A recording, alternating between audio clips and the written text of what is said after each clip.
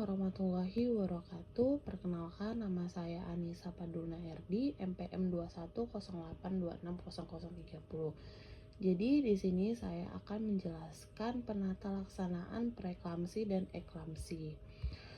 Jadi penata laksanaan preeklamsi dan eklamsi itu adalah dua kondisi serius yang terjadi selama kehamilan dan dapat mempengaruhi kesehatan ibu serta janin.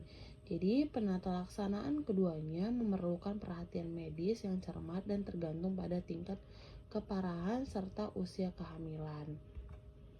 Jadi berikut ini adalah penjelasan tentang penata laksanaan untuk keduanya. Yang pertama yaitu pemantauan ketat. Jadi ada tekanan darah. Pemantauan tekanan darah secara rutin adalah kunci untuk mengetahui perkembangan preeklamsia. Selanjutnya ada pemeriksaan urin untuk mengevaluasi kadar protein dalam urin yang merupakan tanda utama preeklamsia. Yang ketiga ada tes darah untuk memeriksa fungsi ginjal, hati, serta jumlah trombosit.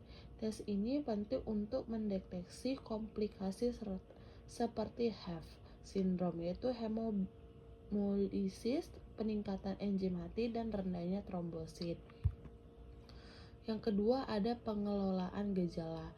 Yang pertama istirahat total di tempat tidur bisa dianjurkan untuk meringankan gejala, terutama pada preeklamsia ringan hingga sedang. Kedua ada pengaturan diet rendah garam, dan pemantauan asupan cairan untuk mengurangi beban pada sistem kardiovaskular. Yang ketiga ada obat anti hipertensi. Jika tekanan darah meningkat di atas batas normal, pemberian obat anti hipertensi seperti labetalol, nifedipin, dan metildova bisa digunakan untuk mengontrol tekanan darah. Yang ketiga ada pengelolaan persalinan. Jadi persalinan dini bisa diperlukan jika preeklamsia berkembang menjadi lebih berat atau ada tanda-tanda kerusakan organ.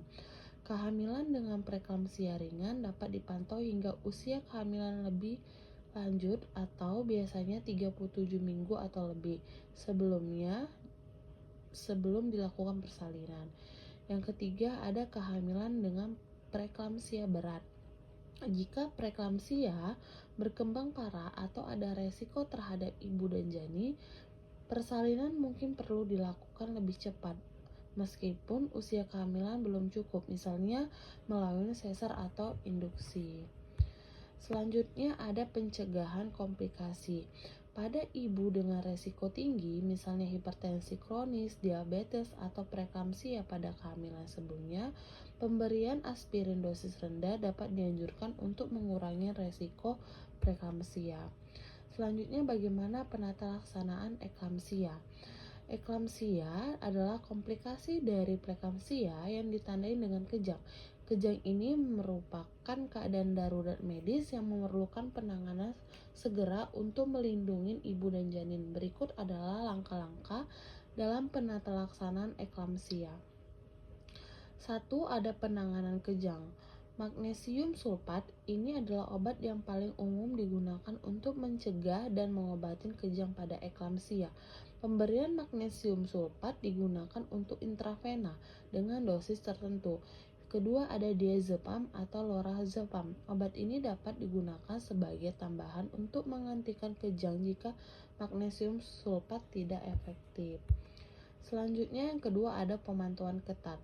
Jadi pemantauan ketat ini ada pemantauan tekanan darah. Tekanan darah harus dipantau secara intensif untuk mengelola hipertensi. Kedua ada pemantauan oksigen untuk memastikan bahwa ibu menerima cukup oksigen, terutama jika ada tanda-tanda hipoksia atau kekurangan oksigen. Ketiga ada pemantauan janin. Untuk mengevaluasi kesejahteraan janin, seringkali dilakukan pemantauan detak jantung janin. Yang ketiga ada penata laksanaan persalinan. Segera melahirkan, persalinan sebaiknya dilakukan segera mungkin setelah kejang pertama, terutama jika usia kehamilan cukup untuk memungkinkan kelahiran.